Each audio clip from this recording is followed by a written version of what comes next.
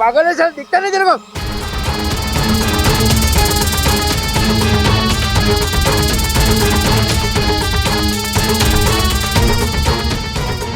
आप ठीक तो?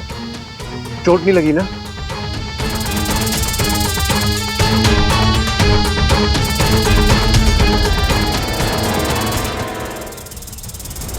बाबा जी!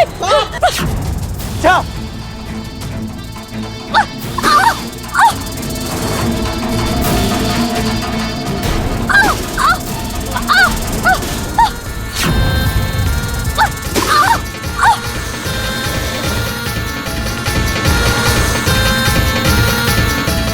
इच्छा संभालो प्लीज।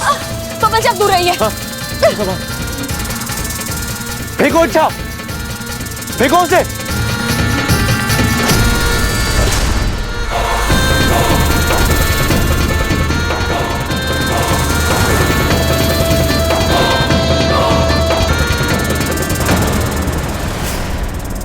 इच्छा संभाल कर, इच्छा, इच्छा।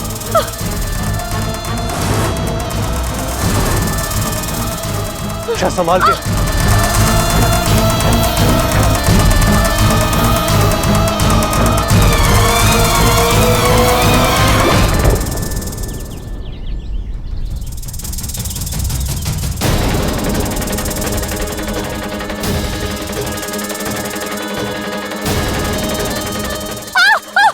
इच्छा,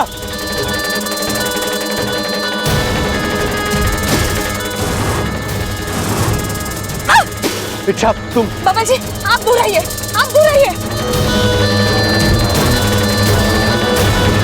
बेटा दादी।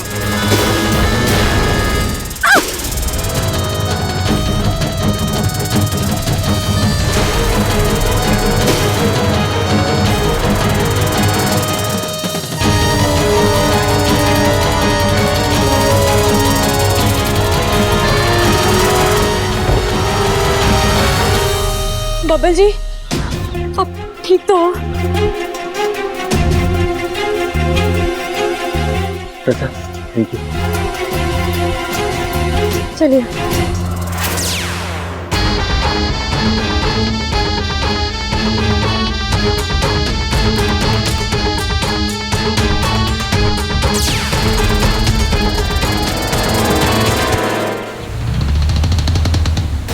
पता नहीं इतनी ताकत कहां से आ गई इच्छा में।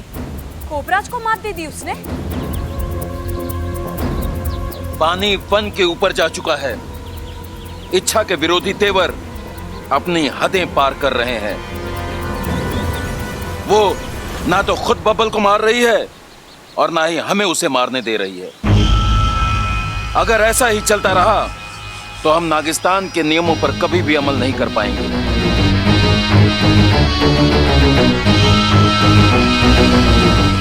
शाम होने को है गुरुजी, हमें जल्द से जल्द कुछ करना होगा। आप सही कह रहे हैं मुखिया जी। अब हमें किसी ऐसे नाग को भेजना होगा जिससे इच्छा लड़ ही नहीं सकती। कोई ऐसा जो इच्छा को इच्छा की भाषा में जवाब दे सके। मैं तैयार हूं। मैं वहां जाऊंगी, इच्छा से लड़कर बबल का खात्मा कर दूंगी। ईमान से डस लूंगी। नहीं, तुम नहीं जाओगी।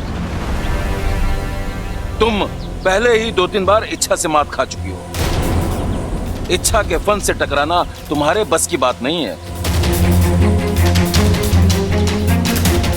इच्छा से लड़ने की ताकत नागिस्तान के सिर्फ एक ही नाग में है और अब वो ही इस अभियान को अंजाम देगा।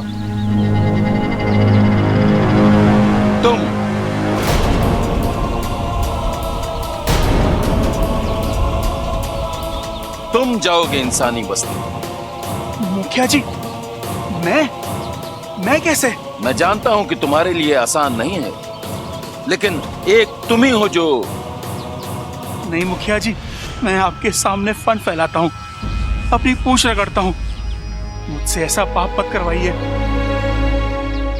एक बाप अपने ही फन से अपनी सपोली को कैसे? हम तुम्हें इच्छा को मारने के लिए नहीं कह रहे हैं शेषु। तुम्हें इच्छा को बबल की ढाल बनने से रोकना है और बब्बल को मारना है। जाओ शेषु, इच्छा को उसके कर्तव्यों का एहसास दिलाओ। बताओ उसे कि नागिस्तान ने उसके लिए क्या क्या किया है। आज अपने प्यार की खातिर जिस जिंदगी को वो दांव पर लगा रही है, वो जिंदगी भी नागिस्तान की ही देन है। लेकिन मुखिया जी। शेषु, हमारी इच्छा से कोई दुश्मनी नहीं है और ना ही बब्बल से, लेकिन अब हालात ही कुछ ऐसे हैं कि मजबूरन हमें। मैं आपकी बात समझ रहा हूं, लेकिन बब्बल मेरा दामाद है, मेरे परिवार का हिस्सा है। मैं ना ही उसका घात कर सकता हूं, ना ही इच्छा का। जज्बाती होकर मत सोचो शेषु, हमारे पास अब ज्यादा वक्त नहीं है। तुम अभी जाओ और जाकर बब्बल को खत्म कर दो। और यदि इच्छा बीच में आए तो उसे कैसे संभालना है, यह तुम अच्छी तरह से जानते हो।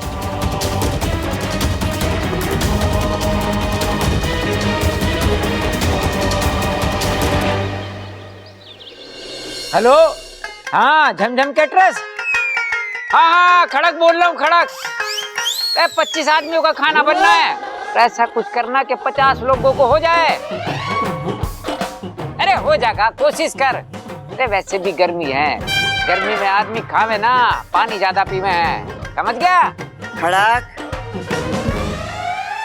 प्रबल हवन कुंड ले आया? हाँ हाँ दादी, यो रहा हवन कुंड, यो आ गया हवन कुंड। और सबल, पूजा की सामग्री सब तैयार है ना? सब तैयार है दादी। चल।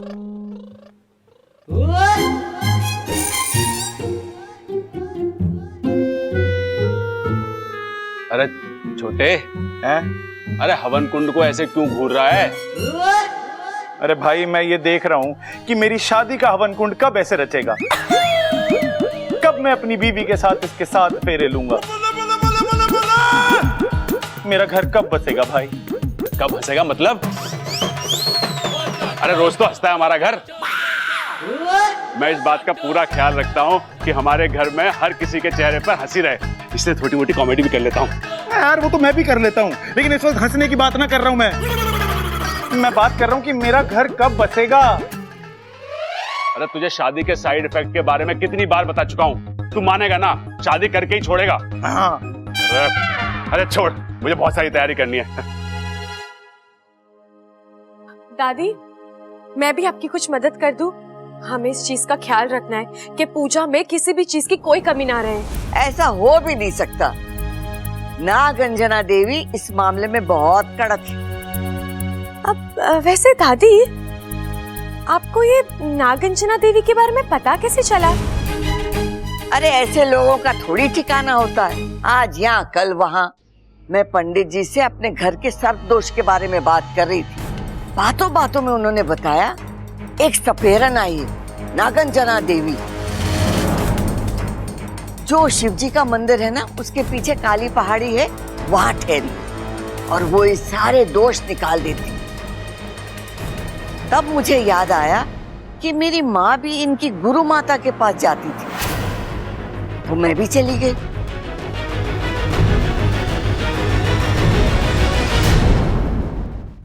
कद्रु सूत शेष जगत मते देहि में शरणं गतः।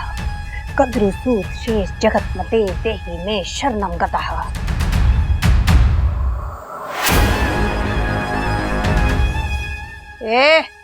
जल्दी करो, जल्दी भरो सामग्री। आज हमारी जिंदगी की सबसे बड़ी पूजा है। इस सपेरन को रोकना होगा, लेकिन संभल कर। अच्छा, अगर इसने तुझे देख लिया तो ये तुझे एक झटके में ही पकड़ लेगी।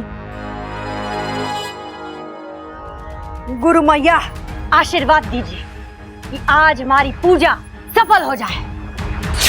नहीं नागंजना देवी, तेरी पूजा संपन्न तो दूर, मैं शुरू ही नहीं होने दूंगी।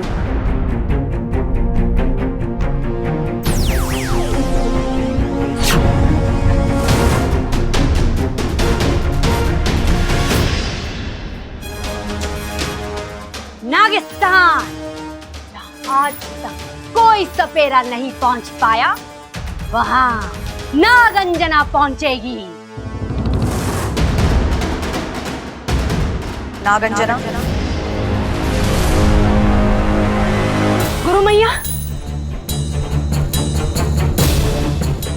आप यहाँ क्यों? हम अपनी शिष्या से मिलने नहीं आ सकते? जी बिल्कुल आ सकती हैं। ये तो हमारा सौभाग्य है कि आप। हम यहाँ एक विशेष कार्य से आए हैं। हमें हमारी दिव्य दृष्टि से ये पता चला है कि करचुरा के जंगल में एक नागमणि वाली नागिन। जाओ, उसे पकड़कर वो नागमणि हासिल करो। जो आ गया गुरु मैया, बस आज की इस पूजा संपन्न कर लूं, फिर नहीं। ये सब कुछ इंतजार कर सकता है, पर वो नागमणि, वो मुझे अभी चाहिए। और ये मेरा आदेश है। जाओ, मेरे आदेश का पालन करो। जो आ गया। चलो।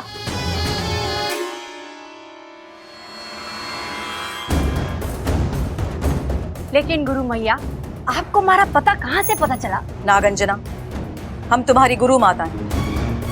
जब हम अपनी दिव्य दृष्टि से उस नागमणि का पता लगा सकते हैं, तो अपनी शिष्या का पता लगाना कौन सी मुश्किल बात? बिल्कुल मुश्किल बात नहीं है गुरु मैया। लेकिन अगर एक मरा हुआ इंसान जिंदा हो जाए, तो फिर वो मुश्किल ही नहीं, नामुमकिन है। अब ये मत कहिए गुरु मैया, आप तो मरी ही नहीं है, क्योंकि हमारी गुरु माता को मैंने तो अपने हाथों से मारा था। अब रहा सवाल कि आप है कौन? जाहिर है तुम एक इच्छाधारी नागिन हो।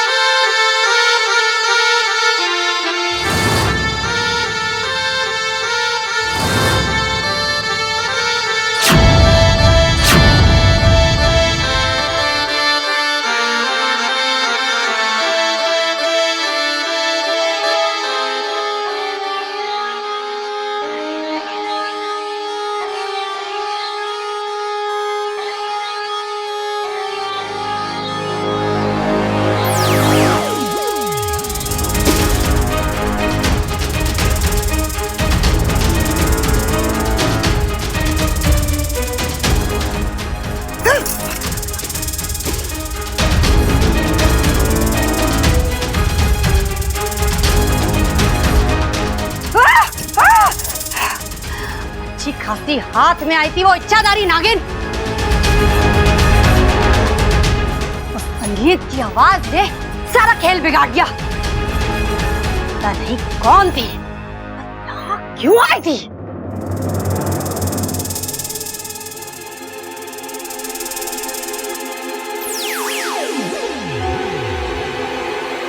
आखिर कौन था बाहर? और वो संगीत अचानक वो कहां से शुरू हुआ? लगता है किसी ने जानबूझकर बजाया था। जरूर कोई मसीहा होगा जिसने एन वक्त पर आकर मेरी मदद की। कौन है? कौन है? दीदी, आप इस तरह। एक सरप्राइज है तेरे लिए। कैसा सरप्राइज? एक ऐसा सरप्राइज जिसकी तूने कभी कल्पना भी नहीं की थी। बस ये समझ ले, आज हम सब तुझे दुनिया की सबसे बड़ी खुशी देने वाले हैं। चल दिखाती हूँ। ये आ गई।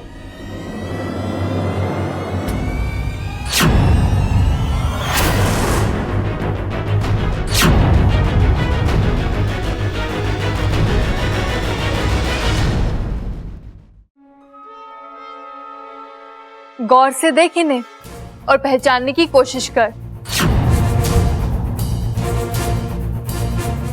इच्छा, ये तेरे पिताजी है।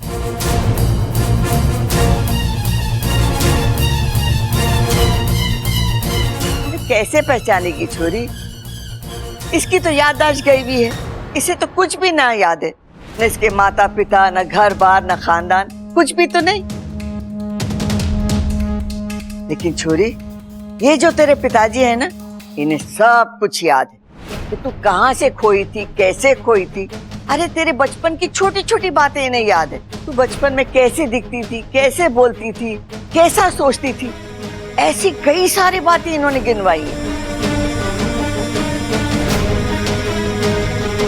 छोरी, इतने सारे सबूत दिए हैं इन्होंने, मानना तो लागे है कि यही तेरे पिताजी हैं। मैंने आपको पहले भी कहीं देखा है।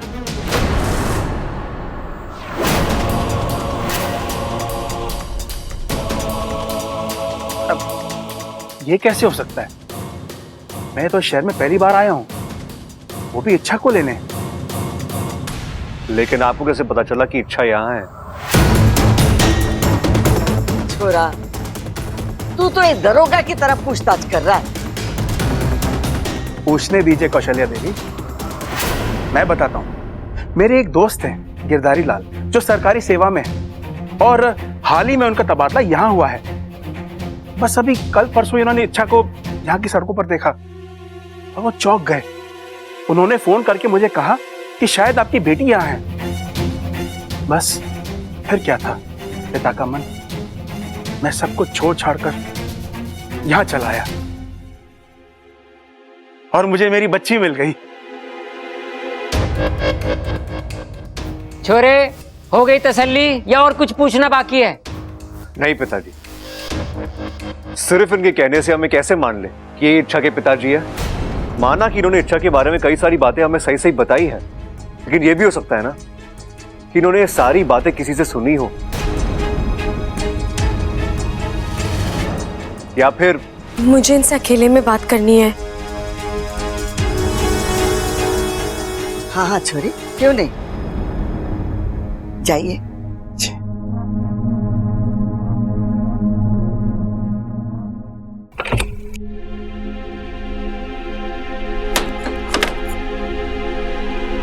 पिताजी, पिताजी, ये सब नहीं इच्छा, मेरे करीब मत आओ, मैं कमजोर पड़ जाऊंगा। और फिर जिस काम के लिए मैं यहाँ आया हूँ वो शायद। आप किस काम से आए हैं यहाँ? उसी काम से जो तू पूरा नहीं कर पा रही है। मैं बबल को खत्म करने आया हूँ।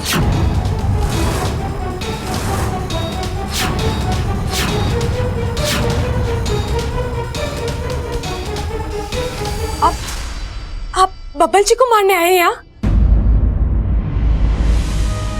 पिताजी, बबल जी आपके दामाद है। आप अपने हाथों से अपनी सपोली का सुहाग कैसे उछाल सकते हैं? इच्छा, जज्बात अपनी जगह है और काम अपनी जगह। मैं यहाँ अपना फर्ज निभाने आया हूँ, नागिस्तान को बचाने आया हूँ। कुछ फर्ज रिश्तों से भी बड़े होते हैं। नहीं, आप झूठ बोल रहे हैं। आप अपनी सपोली के साथ ऐसा कर ही नहीं सकते। ये ऐसा नहीं करना चाहता हूँ, लेकिन मैं मजबूर हूं। बब्बल अगर जिंदा रहा तो नागिस्तान का अस्तित्व खतरे में पड़ जाएगा।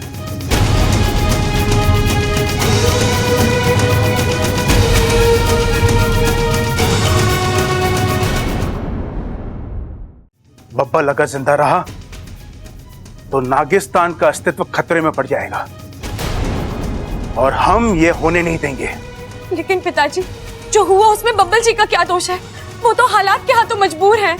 और फिर नागिस्तान को डर उस सपेरन से है ना, फिर आप उस सपेरन को मारकर। बात को समझने की कोशिश करो अच्छा। एक सपेरन को मारकर इस मुश्किल का हल नहीं निकलेगा। कल को कोई और सपेरन उठकर खड़ी हो जाएगी। जब तक बबल के मन में नागिस्तान जिंदा है, ये खतरा बना रहेगा। इसलिए नाग स्मृति में लिखा हुआ है, कोई भी इंसान जिसके दिमाग में नागिस्तान की स्मृति अंकित है, उसे मरना होगा। अगर ऐसा है तो आप भी मेरी बात सुन लीजिए। मैं बब्बल जी को कुछ नहीं होने दूंगी। उनकी पत्नी होने के नाते उनकी रक्षा करना मेरा फर्ज है और मैं वो फर्ज निभाऊंगी, हर हाल में निभाऊंगी। कैसे निभाएगी तू? इतनी ताकत नहीं है तुझ में। देखा नहीं, उस सपेरा ने तुझे पकड़ ही लिया था, मार देती तुझे वो। ये तो मैं वक्त पर पहुंच गया और दूसरी दोन बजा दी, ताकि तुम पर उस सपेरन की बीन का असर ना हो।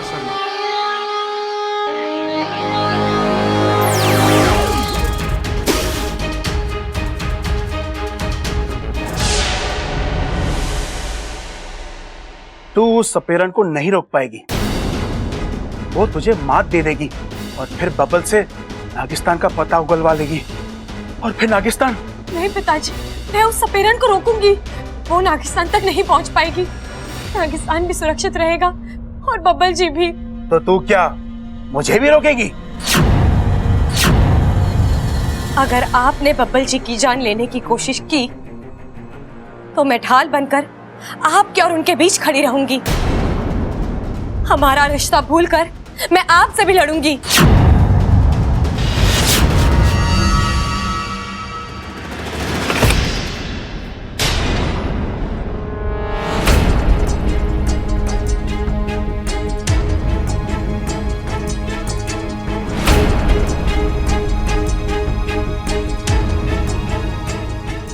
हो गई बात?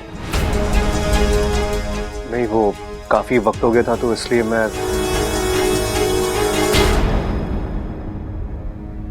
इच्छा, क्या ये वाकई में तुम्हारे पिता है? नहीं बब्बल जी, ये मेरे पिता नहीं है।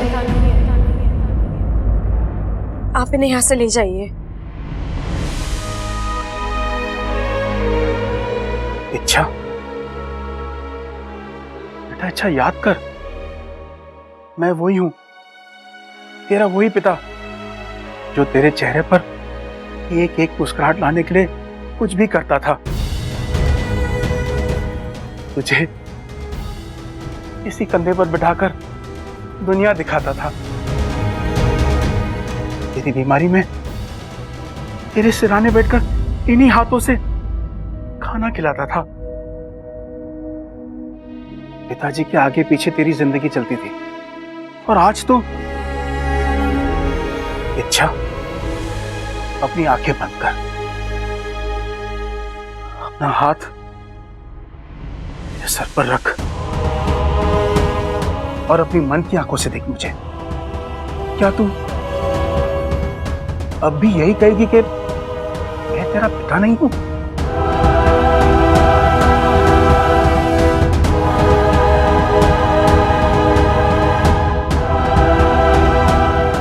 मुझे माफ कर दीजिए, मैं आपको पहचान नहीं पाई, लेकिन अब मैंने आपको पहचान लिया है। मुझे सब कुछ याद आ गया है, सब कुछ। आप ही मेरे पिता हैं।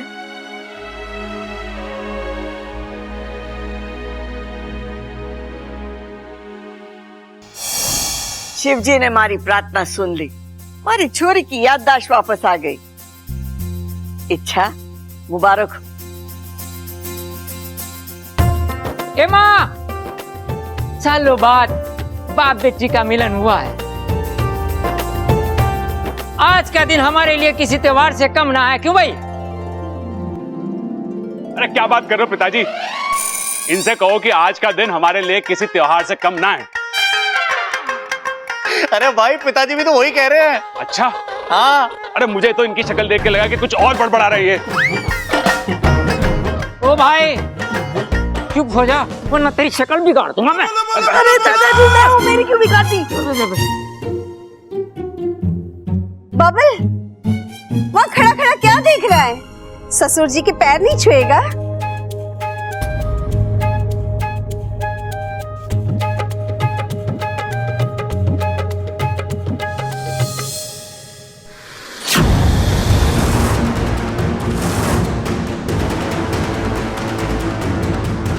आपकी छोरी बहुत प्यारी, बहुत संस्कारी। 6 महीना पहले हमारे पोते बबल को मिली थी, इस घर में आकर रहने लगी, पहले बेटी बनकर और फिर बहू। अरे हमारे घर में तो एक पत्ता भी ना हिलता उसकी मर्जी के बिना। इस घर में इच्छा को किसी चीज की कोई कमी नहीं, सारे रिश्ते मिल गए हैं उसे यहाँ।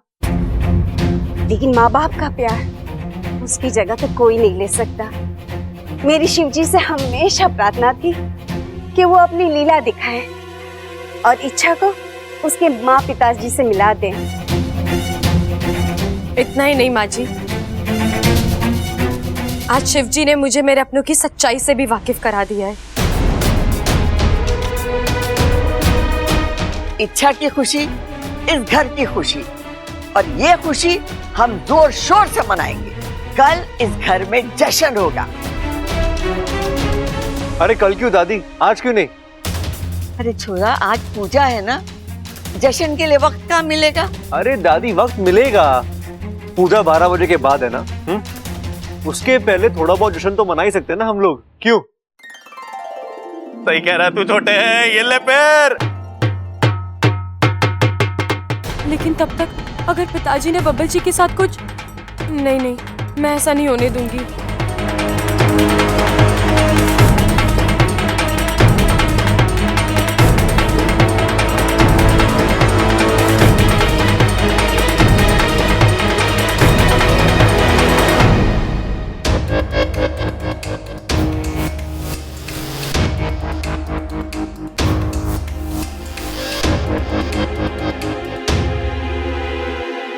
अब क्या हुआ?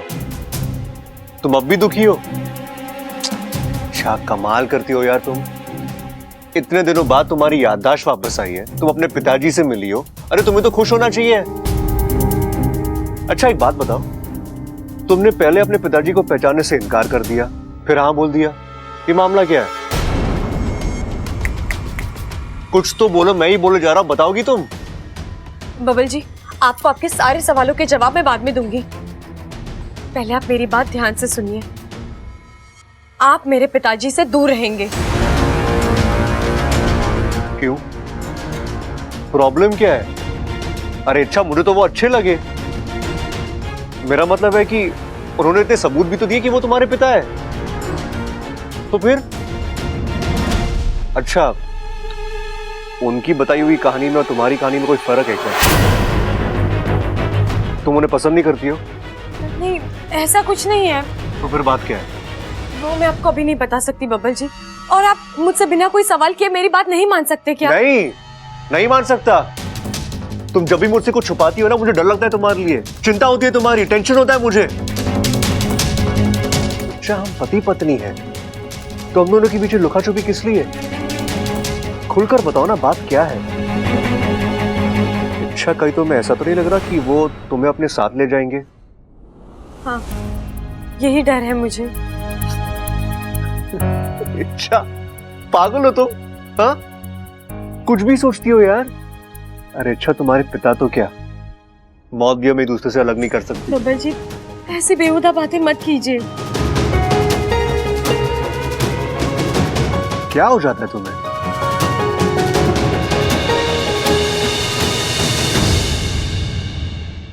हाँ तो भाई, मैं सबल आज इस रंगारंग कार्यक्रम में आप सबका स्वागत करता हूं। तालियां! अरे स्वागत ही करता रहेगा या आगे भी कुछ बोलेगा? कर रहा भाई। हाँ तो भाई, जैसे कि आप लोग सब जानते ही हैं कि हम यहाँ पे क्यों इकट्ठा हुए हैं। भाई क्यों इकट्ठा हुए हैं? याद आया। हाँ बब्बल, आज मेरे छोटे भाई बब्बल का जन्मदिन है। तालियां! चंचल, मारा लठ लेका। आज इसकी अकल ठिकाने लगानी है, मरने तो अरे पिताजी आराम से। भैया, ये जश्न मेरे जन्मदिन का नहीं है, इच्छा और उसके पिताजी के मिलने का जश्न है। हाँ तो भाई, इस रंगारंग कार्यक्रम की धमाकेदार शुरुआत करने जा रहा है आप सभी का प्यारा सबल। तालियां! बजा दो। हाँ भाई, एक मिनट। तो दादी, इस कार्यक्रम की शुरुआत में अपनी क्लासिकल आवाज में एक क्लासिकल सॉन्ग पेश करने जा रहा हूं मैं, दादी। जीता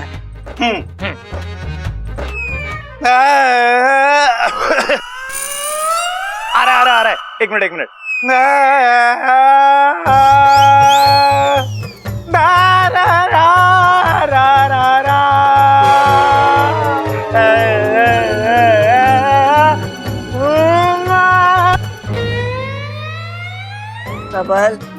चुप कर जा। गधा जब अपना गला साफ करता है ना, तब भी तुझसे ज्यादा सुरीला होता है वो। दादी, इस पूरे घर में मैंने देख लिया है, किसी को भी मेरे टैलेंट की कदर ना है। ओ भाई, इस घर में तू अकेला ना है, हम सब भी हैं। हम भी अपना टैलेंट दिखाएंगे, क्यों भाई? 1 2 3 4।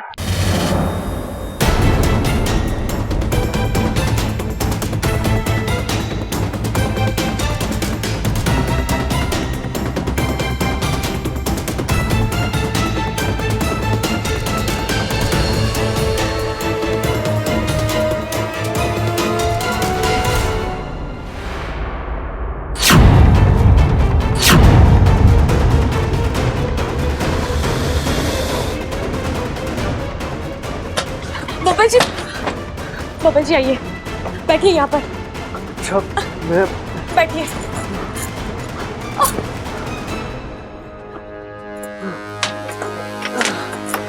अच्छा मुझे बब्बल जी आंखें मत बंद कीजिए। देखिए, मैं जानती हूँ आपको नींद आ रही है, लेकिन आंखें खुली रखिए। आंखें खुली रखिए बब्बल जी, आंखें खुली रखिए।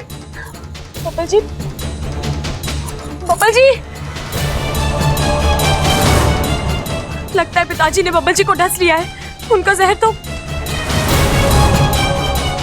मुश्किल से 3 मिनट बचे हैं, उससे पहले बब्बल जी को बचाना होगा, वरना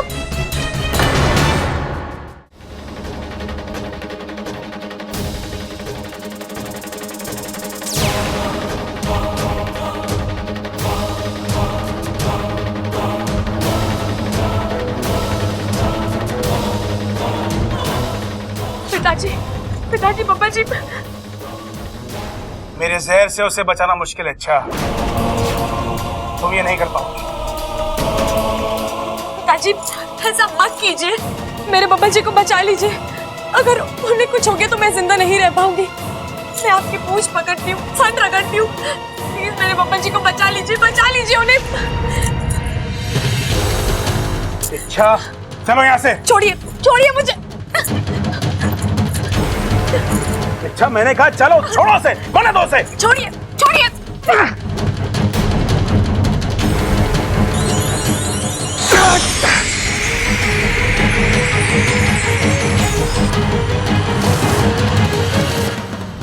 नहीं, अच्छा ऐसा मत कर। बब्बल को बचाने का मतलब है नागिस्तान की दवाई। ये तो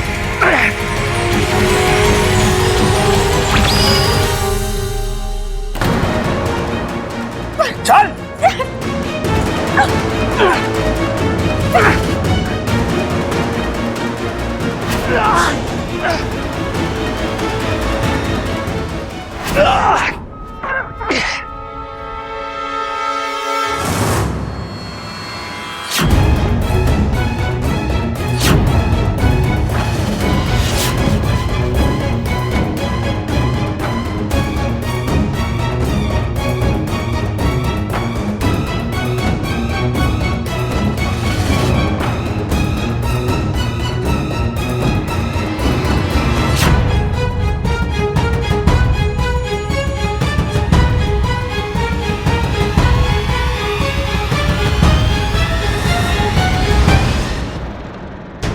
बब्बल जी, बब्बल जी, बब्बल जी, बब्बल जी।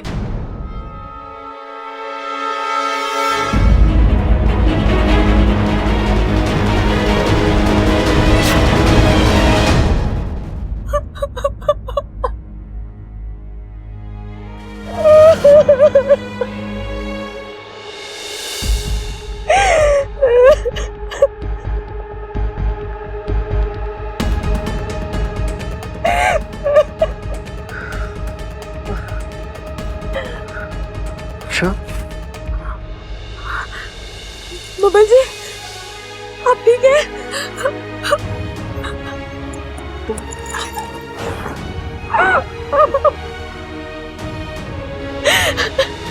अच्छा, तुम रो क्यों रही हो?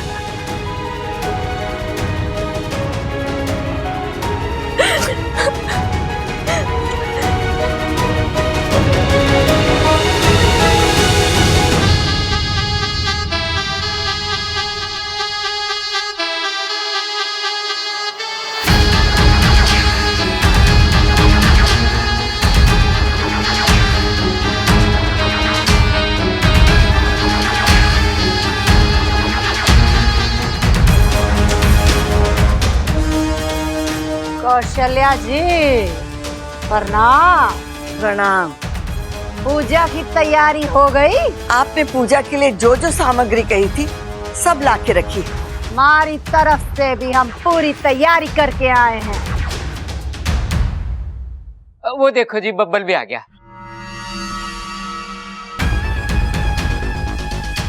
नागंजना अब कांटे का इलाज करेगी। सारा डर, सारी चिंता आधे में हवा हो जाएगी। ए चोरे, आंखें खोल और तमाशा देख। अब नाग दोष से सारी मुक्ति निश्चित है। लेकिन नागंजना जी, वो जिसकी वजह से नाग दोष हुआ है उसका क्या? उसकी भी पूंछ कटेगी।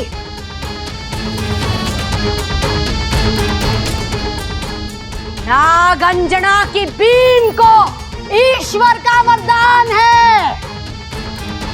वो नाग के अंश से वंश तक सबका सर्वनाश करेगी। नागंजना जी, हम किसी का बुरा नहीं चाहते,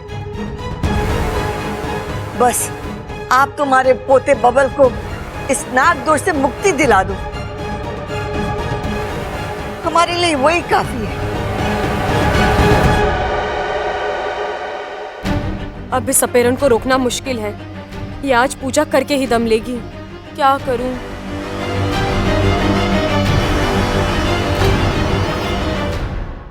ए छोरे, चल मेरे साथ। हाथ?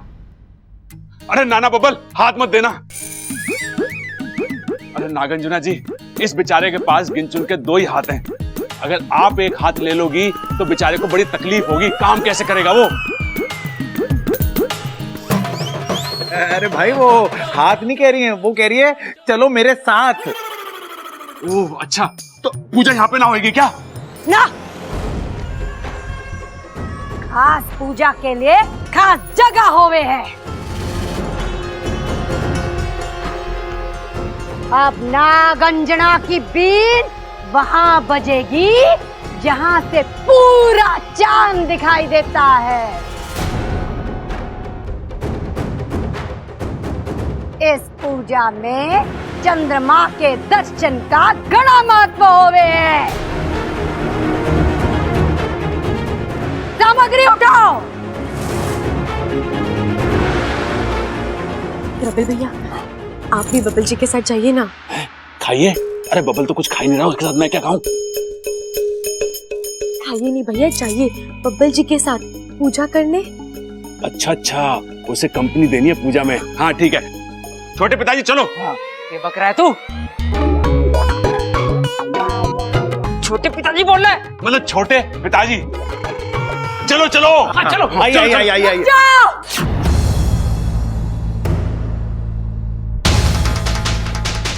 मणे भीड़ नहीं, सिर्फ ये छोरा बब्बल चाहिए। उसकी बीमारी, उसका इलाज। एक भी आदमी बढ़ा तो ये पूजा सफल ना होगी।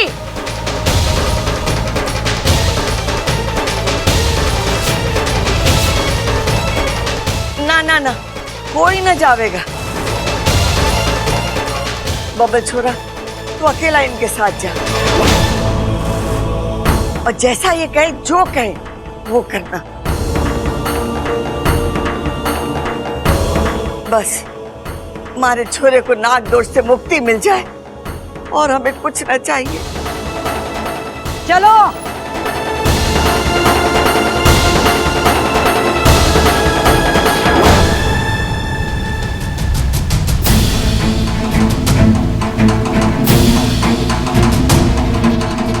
कुछ कर इच्छा, इससे पहले कि देर हो जाए, कुछ कर। आखिर कब तक हम फन पर पूछ डालकर बैठे रहेंगे? हमें कुछ करना होगा। इस सपेरन को रोकना होगा हमें। वो बबल को अपने साथ ले गई है किसी भी वक्त पूजा शुरू कर देगी। अगर एक बार पूजा शुरू हो गई तो अनर्थ हो जाएगा। उसे रोकेगा कौन? कोबराज को इंसानी बस्ती भेजा था, लेकिन वो भी फन छुपाकर लौट आया। अब उससे खतरनाक नागिस्तान में है कौन? उस सपेरन से 2 फन करना आसान नहीं है। कौन लेगा ये जिम्मा? कोई नहीं है, और अगर होता भी तो कोई फायदा नहीं था। नागंजना के पास दिव्य बीन है, जिसे देवों का आशीर्वाद प्राप्त है। नागिस्तान के ताकतवर से ताकतवर नाग भी उस बीन के आगे कमजोर पड़ जाएंगे।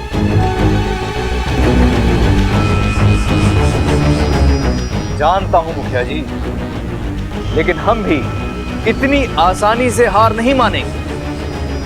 अगर ये इंसान हम नागों के जहर का तोड़ निकाल सकते हैं, तो हम भी इनके नापाक इरादों का तोड़ निकाल ही लेंगे। आप सही कह रहे हैं गुरुजी, लेकिन हम में से किसी न किसी को तो नागंजना से लड़ने का खतरा उठाना ही पड़ेगा।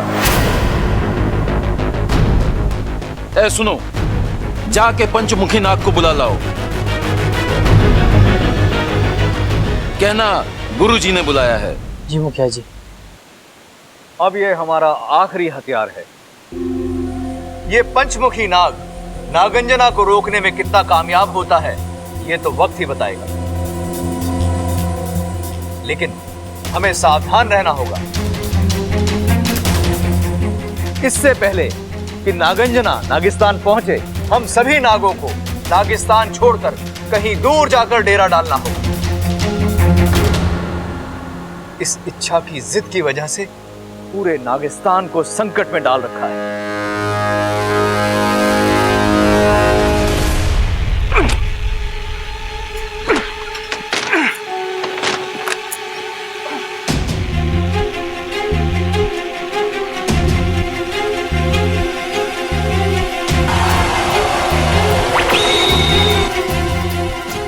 माफ कीजिए पिताजी, मैं आपको इस तरह अकेले, लेकिन आपने और कोई विकल्प ही नहीं छोड़ा। आप मेरी बात सुन लेते तो। लेकिन अब कोई फायदा नहीं है इन बातों का। मैंने आपको आजाद कर दिया है। चले जाइए यहाँ से और मुझे अपना काम करने दीजिए। वो सपेरन, वो बब्बल जी को अपने साथ ले गई है। मुझे हर हाल में उसे रोकना है। और नहीं रोक पाई तो जिद जिद जिद, तेरी जिद आज नागिस्तान को बर्बादी की ओर ले जा रही है। आज अगर ये पूजा पूरी हो गई तो नागिस्तान ध्वस्त हो जाएगा। फिर मैं तो क्या, नागोमी देव भी तुझे माफ नहीं करेंगे। लेकिन पिताजी, मैंने जो किया है वो अपने पति के लिए किया, अपने स्वार्थ के लिए किया ना। तेरी अपनी खुशी नागों की जिंदगी से कब से बढ़कर हो गई। पिताजी, आप ऐसी बातें। आज तक मैं फन चौड़ा कर नागों के सामने घूमता था, उनसे गर्व से कहता था कि तू मेरी सपोली है। लेकिन आज तूने शर्म से मेरा फन झुका दिया। अच्छा बदला चुका है तूने नागिस्तान के एहसानों का। नहीं पिताजी, मैं ना ही नागिस्तान वासियों के एहसान भूली हूँ और ना उनका प्यार। यकीन मानिए, इच्छा मर जाएगी, लेकिन उस सपेरन को नागिस्तान नहीं पहुंचने देगी। अच्छा, कैसे रोकेगी तू उसे? वो कोई आम सपेरन नहीं है। उसके पास जो बीन है उस पर ईश्वर का वरदान है। कल को पूरा नागिस्तान भी उसे लड़ने उतरेगा तो नहीं जीत पाएगा।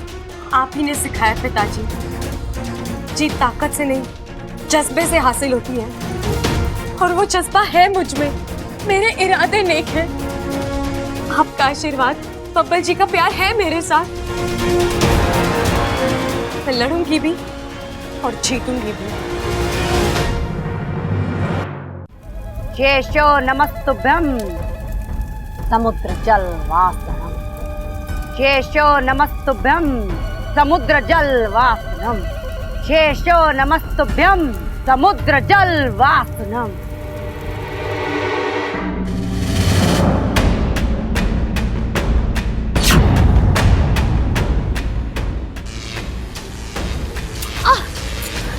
ये क्या?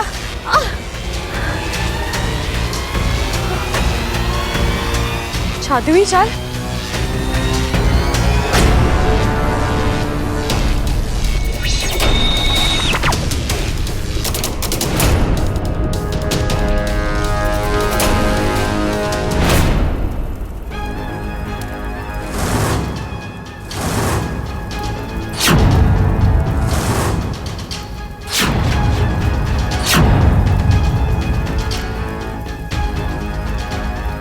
अब बीन बजेगी, मंत्र होंगे। जैसे जैसे असर बढ़ेगा, बब्बल का दिमाग हमारे काबू में होगा।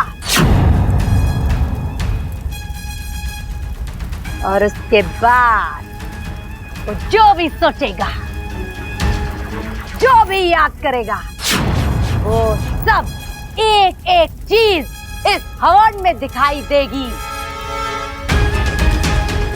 नागिस्तान के लोग, नागिस्तान का वो मंदिर और नागिस्तान जाने का रास्ता भी। नागंजना, सारे तो वारे न्यारे होने वाले हैं।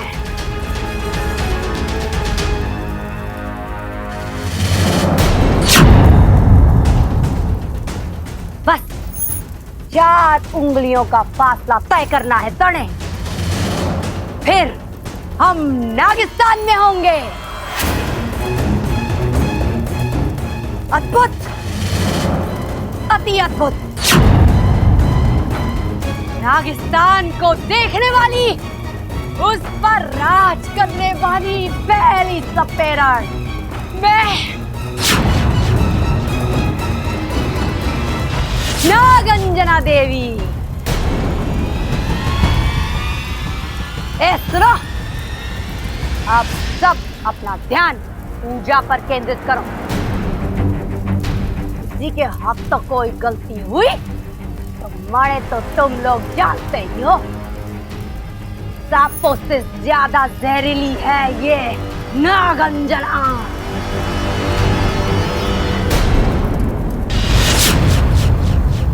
अब नागिस्तान को बचाने का एक ही उपाय है, बब्बल जी के शरीर में से अपनी आधी जान वापस लेनी होगी।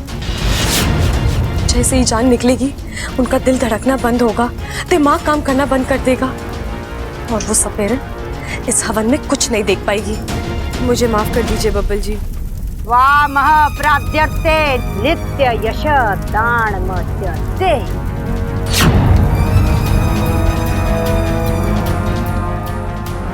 प्राण क्लेशनाशाय नागोमतीय नमो नमः।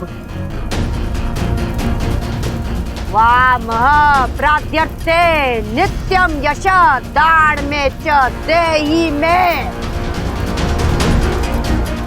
प्राण क्लेशनाशाय नागोमतीय नमो नमः। प्राण क्लेशनाशाय नागोमतीय नमो नमः।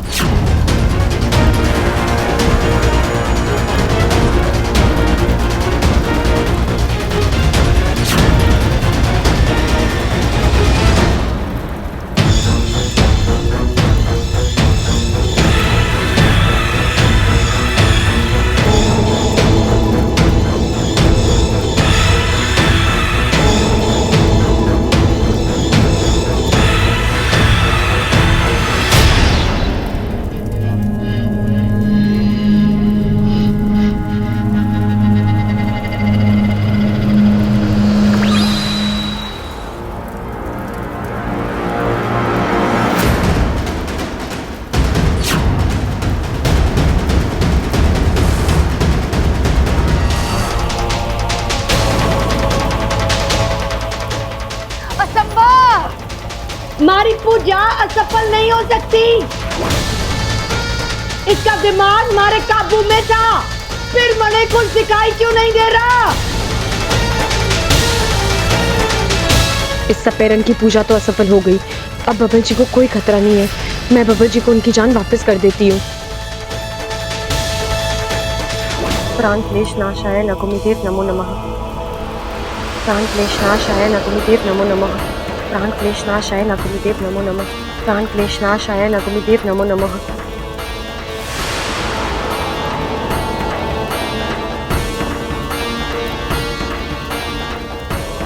देवी जी, ऐसा भी तो हो सकता है कि इसे नागिस्तान के बारे में कुछ पता ही ना हो, झूठ बोल रहा हो लेकिन कल इसने जो बातें कही वो बातें कहीं सुनी भी तो हो सकती है ना।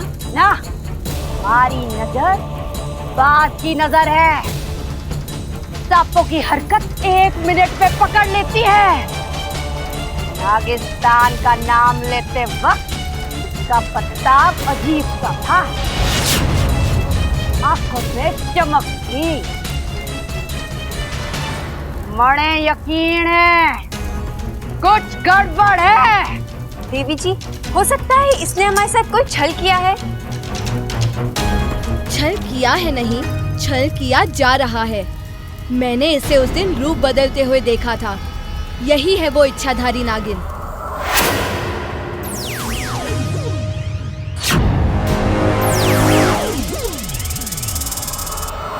इच्छाधारी नागिन।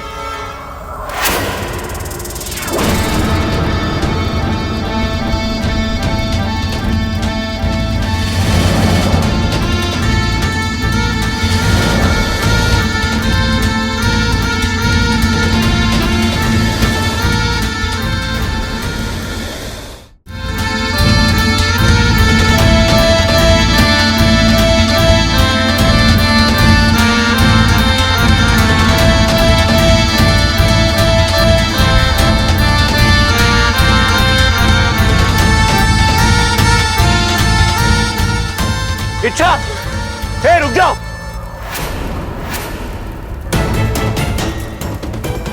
इच्छा, तुम यहाँ क्या ये सब? और आप ये देख क्या रहे हो? बीन बजा दो इसकी, खत्म करो इसे। खबरदार हुई आगे बढ़ा तुम।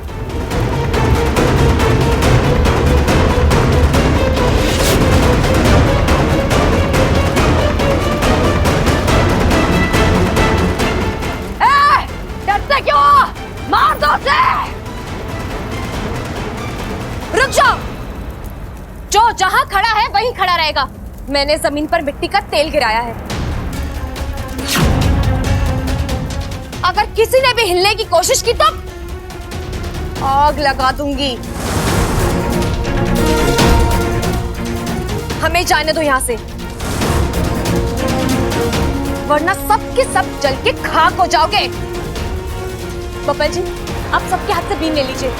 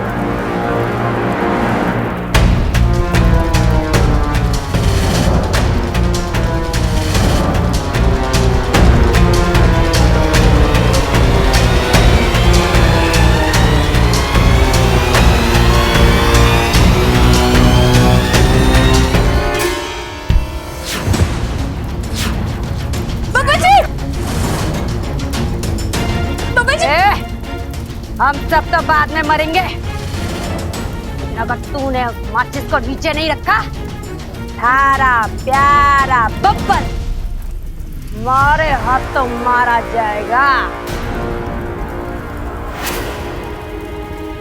मैं सपेरण हूँ, लेकिन सांपों से ज्यादा जहरीली। क्यों कर रही है आप ऐसा? आप चाहती क्या है? हमें मांग कर आपको क्या मिलेगा? छोरा बहुत मासूम है, भोला है। चल आज तड़े मैं चमत्कार दिखाती हूँ। छोरी, क्या नाम है तारा? हाँ, इच्छा। थारा पति बब्बल कुछ पूछ रहा है, जवाब नहीं देगी? हैं? से भी तो दर्शन दे अपने असली रूप के।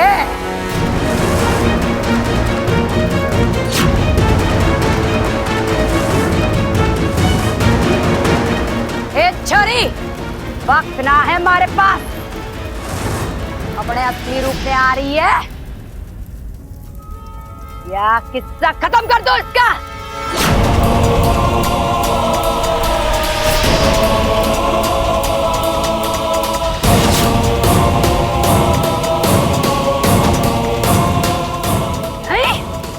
ठीक है, 3 तक गिनूंगी,